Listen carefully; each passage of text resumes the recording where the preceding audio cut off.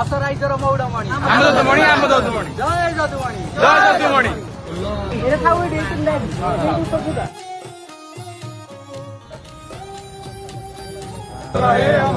उत्कल घंट जदुमणि महापात्र अमर रहे अमर रहे अमर रहे।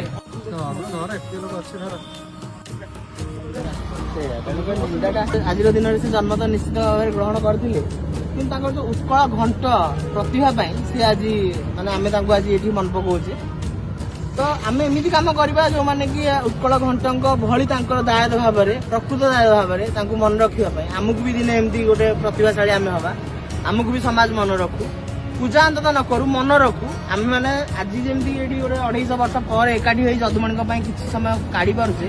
सेमती आगामी दिन जब काढ़ा ताले जदुमणि उत्तरदायी निश्चित भाव में खुशी हे फाइनाली दिन आसी पहुंची कवि जदुमणि